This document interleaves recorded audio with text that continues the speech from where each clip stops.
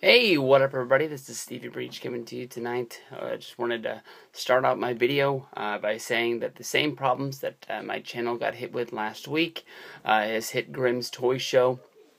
Grimm's Toy Show is one of my favorite YouTubers currently out there on YouTube. I watch his videos almost every day, and some days that I miss it, I end up going on long sprees of trying to make sure I get caught up. But pour out a little liquor tonight. I'm sure that this is going to get fixed. It might, like my channel, be down for about maybe 2-3 days, and then he can pick up back where he was. Of course, he always has the second channel that you can go over and check out over there, but you know, it's going to be a frustrating day, a couple of days for him, so start out from there. But tonight's video was basically going to be about the ongoing rumor for Wrestlemania 31, which is going to be a three-way now, with basically the match at Fastlane being to see who is going to be the new #1 contender to go up to Wrestlemania.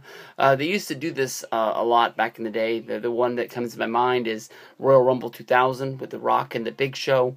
They had the whole, you know, storyline basically leading up to the pay-per-view before WrestleMania, which where, you know, Big Show was trying to tell everybody in the world that basically his feet didn't hit the floor. He even gotten the Buff Bagwell security guard look-alike to testify in front of Vince McMahon, basically saying that, you know, the feet never touched and that he should have been called the winner.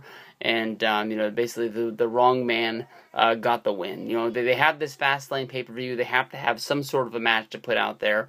If you go back through the history, the Royal Rumble winner going into the Elimination Chamber pay-per-view never really had the biggest matches. If you go back to 2011, you can remember Alberto Del Rio won the Rumble and then just had a random match against Kofi Kingston at the Elimination Chamber before going on and fighting Edge. Of course, Edge had to win his championship in the Elimination Chamber that year to make sure that he was going to WrestleMania to be the guy that was going to be defending it. But honestly, I do like the things that are going on Monday Night Raw. I do like sort of like the mega powers explode, basically with Daniel Bryan and Roman Reigns knowing that they have to fight together if they're going to beat the Authority. They're not going to be able to beat them on their own. There's too many guys out there. You know, Seth Rollins. You know, you got Big Show, you got Kane, you got the J&J Security. There's just too many big guys stacked up against them. But now they've got them fighting it out to see who's going to be going on, and now the big rumor is going to be that it's going to be a three-way. I am not a big fan of the three-way. I know that last year was something special. Whenever you think about Daniel Bryan and WrestleMania 30, you'll always think about the Yes movement of all the crowds in all of the cities across the United States. It doesn't matter if it was a house show, if it was SmackDown, if it was Monday Night Raw, if it was a pay-per-view along the way. They got into the ears of Triple H, they got into the ears of Vince McMahon, and they were able to tell them, you know what, you know, we're glad that you brought back Batista, but Batista isn't the guy that we want to see headlining WrestleMania. It's this ongoing story that we saw started back at WrestleMania 28 with, you know, the yeses for Daniel Bryan, and going with the you know, the Team Hell No with him and Kane, and then that splitting them off and into you know, Daniel Bryan versus the Shield, and then just shooting himself up the card. You know, if you wanted Daniel Bryan to be the main event of WrestleMania 31, you should have had this guy go in and win the Royal Rumble. If not, then you should have held off, and you should have not put him in to the Royal Rumble at all. I think that, you know, what you did was trying to boost, you know, an interest in your product. You were trying to bring people to the network to get the Royal Rumble, thinking that it was going to be, everybody knew that it was going to be big.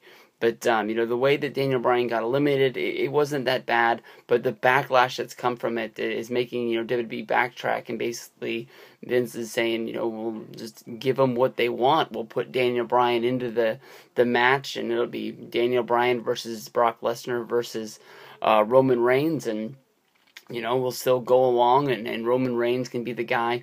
From watching Monday Night Raw, it would not be a surprise to me at all if Roman Reigns is going to be joining the Authority, probably at Fastlane.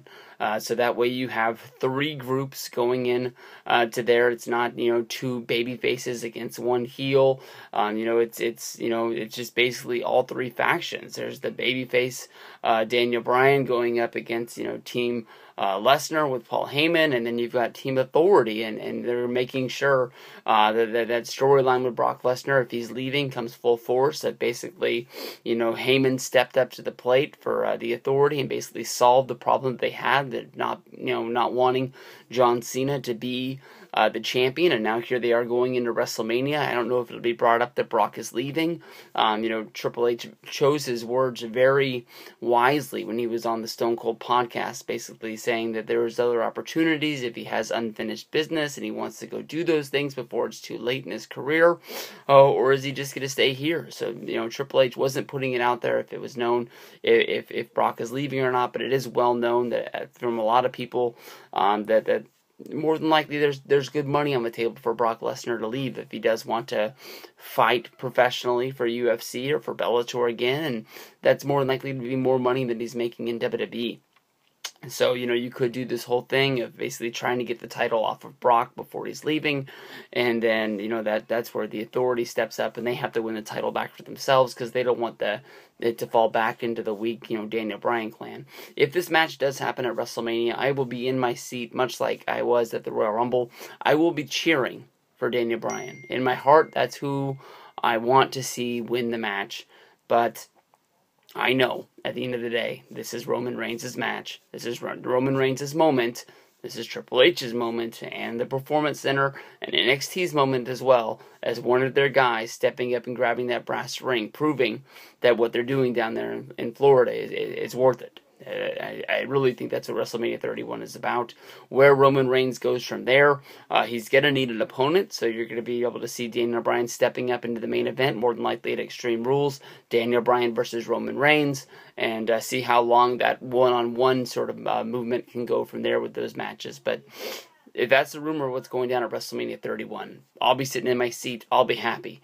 I'll be knowing that I can be doing the yes, yes, yes thing, and it's going to be a big-time moment, and then see Roman Reigns win the big deal. Maybe Vince will change his mind, maybe he'll call it down to the ring, Charles Robinson will get it into his ear, and maybe Daniel will win the title again, but I don't think that's what's going to happen this year.